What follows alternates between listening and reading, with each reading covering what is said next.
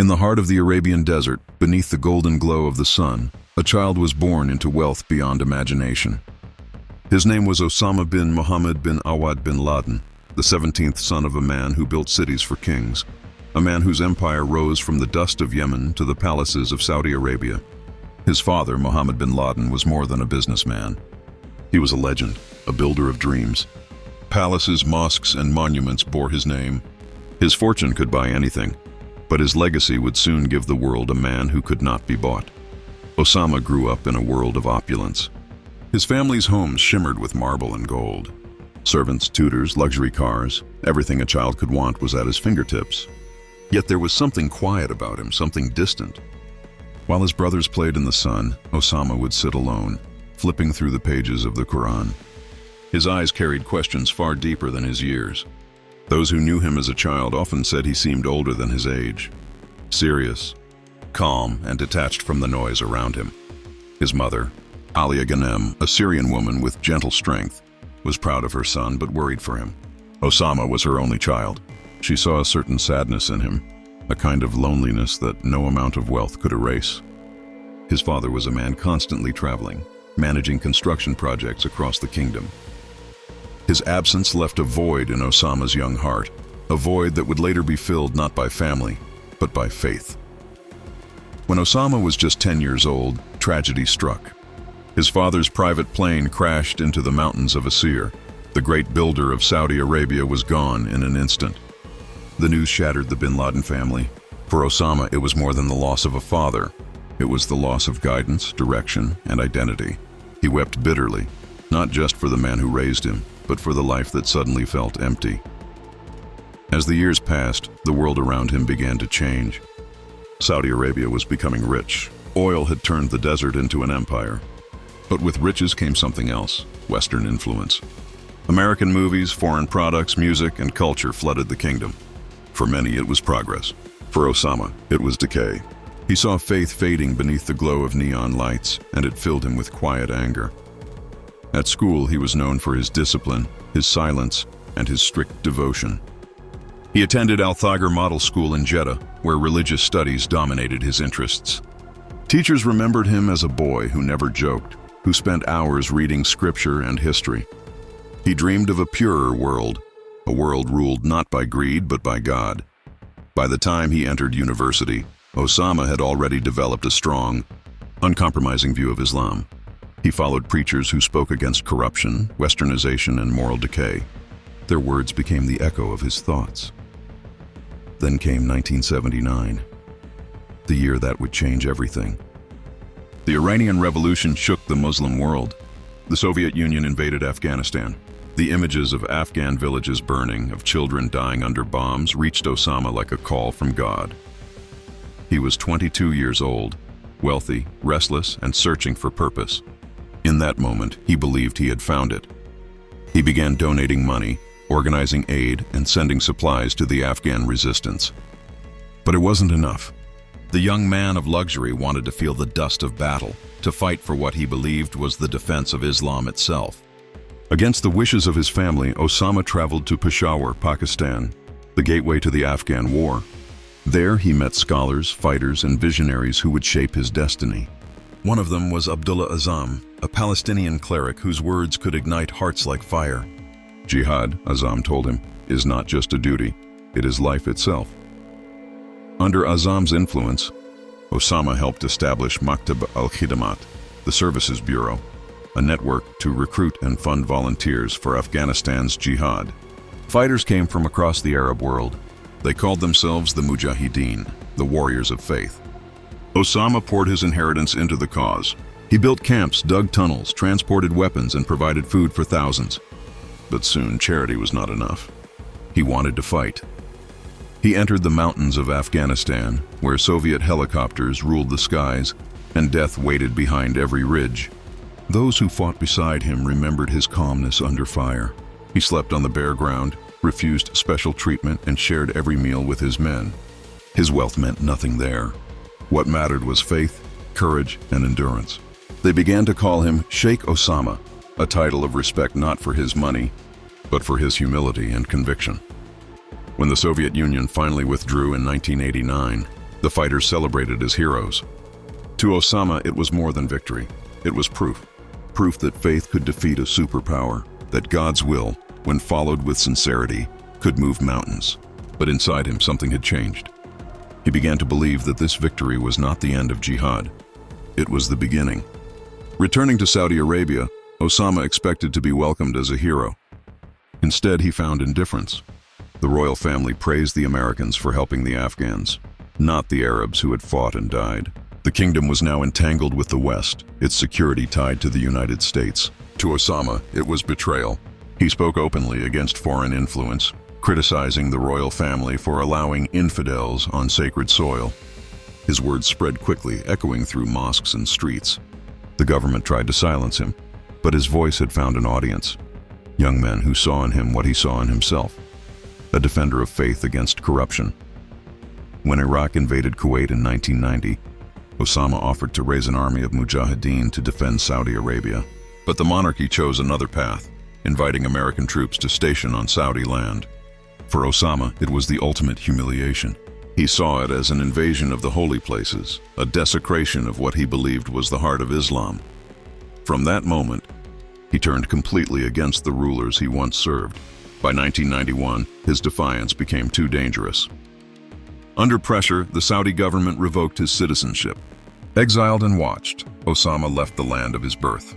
He moved to Sudan, a country that offered him refuge and freedom. There, in the quiet outskirts of Khartoum, he rebuilt his life, businesses, farms, and construction projects. But behind the scenes, he was building something else, something far greater and far more dangerous. He began gathering old comrades from Afghanistan, fighters, financiers, and ideologues. Together, they formed a new network. They called it Al-Qaeda, the base. It was meant to be an organized system for training, funding, and uniting Muslims across borders. At first, its purpose was vague: to defend Islam, to resist oppression. But as the years passed, its meaning grew darker. Osama's speeches became sharper, more emotional. He spoke of global injustices, of Muslim lands occupied, of Western armies trampling on sacred soil. He claimed that the Ummah, the worldwide Muslim community, was under attack, and that jihad must now become global. His charisma was undeniable. Men left their homes, families, and countries to join him. In the eyes of his followers, he was no longer just a leader. He was a symbol. But symbols can be dangerous. Western intelligence agencies began to take notice. The CIA, which had once indirectly supported his fighters during the Afghan war, now listed him as a threat. Reports surfaced of his involvement in training camps, of connections to attacks across Africa and the Middle East. The world's view of Osama bin Laden began to shift, from freedom fighter to fanatic. And yet, in his own mind, he believed he was walking the path of destiny. He lived modestly, wore simple clothes, and avoided luxury. He saw himself as a servant of God, not a man of power. At night, he would walk alone into the desert outside Khartoum, stare at the horizon, and pray. Those who saw him said he often spoke softly to himself, as if carrying conversations only he could hear. He was preparing for something that would take the faith he had devoted his life to and turn it into a storm the world would never forget. As the wind swept across the dunes of Sudan, Osama sat in silence, the moonlight touching his face. The boy who once searched for purpose among marble walls had found it, not in wealth, but in war. He had chosen conviction over comfort, faith over family, and a cause over his own life. He believed he was chosen to awaken a sleeping world. But destiny is cruel, for the same faith that raised him to glory would one day bring him to his end. And so the story of Osama bin Laden, the builder's son who became the world's most wanted man, was only beginning. After leaving Sudan, Osama bin Laden moved back to Afghanistan. The Taliban were in power and welcomed him like an honored guest. He was no longer a young fighter from the 1980s. Now he was a leader, respected, feared, and known across the Muslim world. In the quiet valleys and caves of Afghanistan, he began building what he called Al-Qaeda, which means the base. He wanted to unite fighters from many countries under one goal, to fight what he believed were enemies of Islam. He lived a simple life. He ate little, dressed plainly, and prayed long hours. But behind his calm face, his mind was full of plans. He wanted to strike at the United States, a country he said was using its power to control Muslim lands. He told his followers that true believers must fight back, not with words, but with action. In 1998, the world saw the first signs of what he was planning. 2 huge bombs exploded outside U.S. embassies in Kenya and Tanzania. Hundreds of people were killed, most of them ordinary citizens. The attacks shocked the world. The United States fired missiles at his training camps, but Osama escaped again. Many thought he had died, but soon he appeared in videos, smiling, calm, and proud. To him, every strike against his enemies was a victory, even when he lost men or ground. He became famous. Some people in the Muslim world saw him as a hero standing up to powerful nations. Others called him a terrorist who brought shame and death. But Osama did not care what the world thought. He believed he was on a mission from God. In his mind, the battle between right and wrong had already begun, and he was ready to fight until the end. Then came the morning that changed history. It was September 11, 2001. The sky over New York City was bright and clear. People went to work, children went to school, and life was normal. At 8:46 in the morning, a passenger plane hit the North Tower of the World Trade Center. At first, people thought it was an accident. Then another plane hit the South Tower. Within minutes, the towers were burning. A third plane hit the Pentagon in Washington, and a fourth crashed in Pennsylvania after passengers tried to fight back. The world stopped. Television screens showed flames, smoke, and people running for their lives. The Twin Towers fell, killing almost 3,000 people. The attacks shocked every nation, and behind it all, the name of one man appeared again: Osama bin Laden. In Afghanistan, he watched the news. His followers celebrated. They believed they had struck at the heart of the strongest country on earth. Osama stayed silent for days, but when he finally spoke, his message was clear. The West would now feel the pain it had caused to others. The United States responded quickly. Within weeks, American bombs fell on Afghanistan. The Taliban government collapsed, and Al-Qaeda's camps were destroyed. Soldiers searched the caves of Tora Bora, hoping to capture or kill Osama. But once again, he vanished into the mountains. Some said he was killed. Others believed he had crossed into Pakistan. For the next 10 years, he became a ghost. He moved from one hiding place to another, always careful, always silent. He used no phones, no internet, no technology that could expose him. Only a few trusted men knew where he was. He sent messages through videotapes, recorded in secret rooms. His voice was calm, his beard now white, his body thinner. He told his followers to stay strong, to continue their fight, and to be patient. But time changes everything. Many of his old friends were killed or captured. The world was changing too. New wars, new leaders, new movements. Some young fighters no longer listened to him. They made their own groups, their own plans. Al-Qaeda was breaking apart, and Osama's influence was fading. By 2005, he settled in a quiet city in Pakistan called Abbottabad. There, he built a large walled house with no internet and no phones. The walls were high, the windows covered. He lived with his wives, children, and a few guards. To neighbors, it looked strange but not suspicious. For Osama, it was the perfect hiding place. Inside the compound, his life was simple. He read books, wrote notes, and kept watching the world through old videos and news reports. He told his children to stay away from windows, to never go outside the walls. He prayed often and talked about religion every day, but deep inside, he must have known that his life was near its end. He had lived in the shadows for too long, and the world had not stopped searching. Years passed, and the hunt continued. The CIA finally found one clue: a man who worked as a messenger for Osama. They followed him carefully, and he led them to the compound in Abbottabad. For months, agents watched the house. They saw the tall man walking in the yard sometimes, never using a phone, never leaving. They called him the Pacer.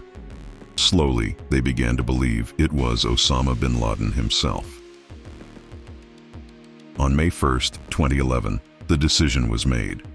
American Navy SEALs were sent to capture or kill him. 2 helicopters flew in the dark night, crossing the border quietly. Inside, the soldiers were silent, ready for anything. When they reached the compound, one helicopter crashed, but the mission continued. The soldiers broke through the walls and entered the house. Gunfire echoed in the night. In just a few minutes, it was over. They reached the top floor.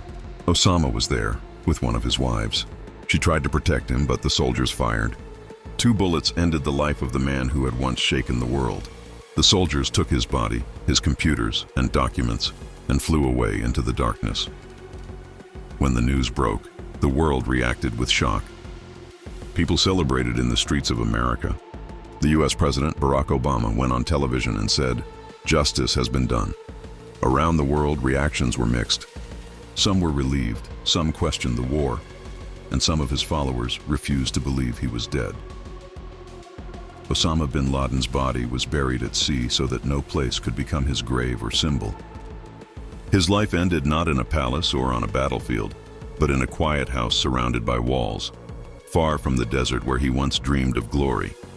He had started as a rich young man searching for meaning. He found it in faith, but his version of faith became twisted by violence and power. He believed he was serving God, but his path brought pain to thousands of innocent people. His story is not only about one man, it is about how belief, when mixed with anger and pride, can destroy everything, even the one who believes. The rise and fall of Osama bin Laden is a story of conviction, loss, and the dangers of blind devotion. He wanted to change the world, and in many ways he did. But not through peace or justice, through fear and blood. Now his name lives in history, not as a hero, but as a warning. A reminder of how a man who once sought purity and faith lost himself in darkness. And as the world moved on, the wind of the desert carried away the echoes of his story, a story that began with faith and ended with silence.